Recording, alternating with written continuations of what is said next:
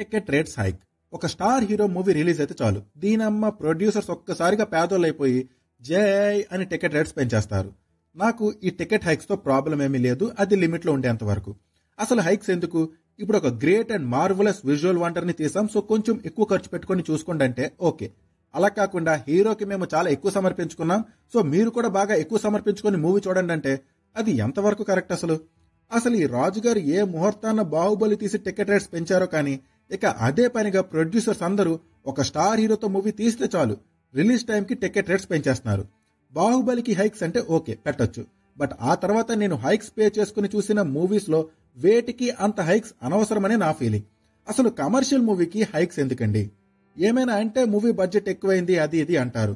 Movie తీయడానికి 500 కోట్లు అయిందని ఏదో ఒక ఫిగర్ చెప్పేస్తారు, బట్ యాక్చువల్లీ మూవీ తీయడానికి అందులో 40-50% అవుద్ది, మిగిలింది రెమ్యూనరేషన్ కే వెళ్ళిపోతాయి. మరి ఇప్పుడు మొన్న కాయన్ మట్కా మూవీస్ వచ్చాయి, నాకు తెలిసి ఆ రెండు మూవీస్ కి హీరోస్ కి ఉన్న మార్కెట్ కంటే ఎక్కువ మనీ పెట్టారు. మరి ఆ మూవీస్ కి టికెట్ రేట్స్ ఎందుకు పెంచలేదు? ఎందుకంటే జనాలు దేగరు కాబట్టి. అదే స్టార్ హీరో మూవీ అయితే ఎంత పెట్టినా చూస్తారనే ఇలా వాళ్ళకి నచ్చిన రేట్స్ పెట్టి అమ్మి పారేస్తున్నారు. ఏపీ ప్రీవియస్ గవర్నమెంట్ ఈ టికెట్స్ హైక్స్ మ్యాటర్ లో చేసింది మాత్రం 100% రైట్. హైక్ అంటే ఓ 50 రూపీస్ ఆర్ 60 రూపీస్ వరకు ఓకే, ఓన్లీ 50% హైక్ వరకు ఓకే. అంతేకాని ఇలా టికెట్ రేట్స్ ఏకంగా డబుల్ ట్రిపుల్ చేసేయడం అస్సలు కరెక్ట్ కాదు. మళ్ళా వీళ్ళకి కన్స్ట్రక్టివ్ క్రిటిసిజం కావాలి. డబుల్ ట్రిపుల్ రేట్స్ తో టికెట్ కొని మూవీ చూసాక అది నచ్చకపోతే డిస్ట్రక్టివ్ క్రిటిసిజమే వస్తుంది. మరి మళ్ళా వీళ్ళు డోంట్ ఎంకరేజ్ పైరసీ అని చెప్తారు. యాక్చువల్లీ మీరే అంతలా రేట్స్ పెంచేసి మీరే పైరసీని ఎంకరేజ్ చేసేలా చేస్తున్నారు. స్టార్ హీరో మూవీ బాగుంటే ఎలాగో ప్రాఫిట్స్ మంచిగానే వస్తాయి, బట్ వీళ్ళకి ఆ ప్రాఫిట్స్ సరిపోవు. ఆడియన్స్ ని దోచేద్దాం మొత్తం మోసేద్దాం అన్న మైండ్ సెట్ తోనే ఇలా చేస్తున్నారు. ఒకవేళ మూవీ బిస్కెట్ అయినా ఫస్ట్ వీకెండ్ లోనే మ్యాక్స్ రికవరీ చేసుకుందాం అన్న మైండ్ సెట్ తో కూడా ఇలా చేస్తారు. ఎనీవేస్ రీజన్ ఏమైనా దిస్ ఇస్ నాట్ ఫెయిర్. ఇప్పుడు మీరు అనొచ్చు, అరే నీకు అంత ఇబ్బందిగా ఉంటే చూడడం మానేయొచ్చు కదా అని. నాకైతే అదే అనిపిస్తుంది భయ్యా, చూడడం మానేద్దామని అనిపిస్తుంది. అయితే అలా ఉండలేను బ్రదర్, అది నాకు నీకు అండ్ మనకి ఉన్న వీక్నెస్, అండ్ వీళ్ళు కూడా మన వీక్నెస్ ని కనిపెట్టే ఇలా చేస్తున్నారు. పోనీ ఫస్ట్ డే చూడకుండా ఉందాం రేట్స్ తగ్గుతాయి అనుకుంటే ఇప్పుడు ఏకంగా ఇవే రేట్స్ ని 5 days ఆర్ 1 week వరకు ఉంచేస్తున్నారు. ఈ టికెట్ రేట్స్ ఎక్కువగా ఉండడం వల్ల మోస్ట్లీ ఫ్యామిలీ ఆడియన్స్ తగ్గిపోతున్నారు. వాళ్ళతో పాటు రిపీట్ ఆడియన్స్ కూడా రిపీట్స్ వేయడం మానేస్తున్నారు. ఇప్పుడు నేను ఒక మూవీ చూసాక అది నాకు నచ్చినా సరే ఈ రేట్స్ వల్ల మళ్ళా నేను సెకండ్ టైం వెళ్ళడానికి ఇష్టపడట్లే. ఓటీటీలోకి వచ్చాక చూసుకుందాంలే అనుకుంటున్నా.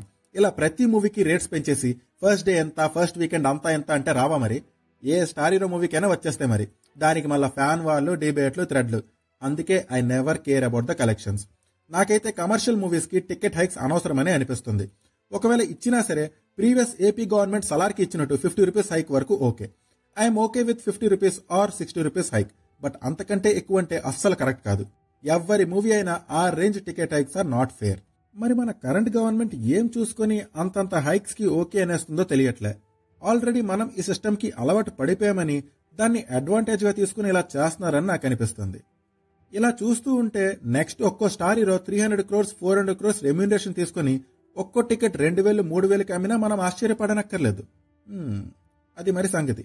ఈ టికెట్ హైక్స్ పైన మీ ఒపీనియన్ ఏంటి అనేది ప్లీజ్ డూ కమెంట్. అలాగే ఈ వీడియో నచ్చితే లైక్ చేయండి and please do subscribe to my channel. Thank you, take care, bye.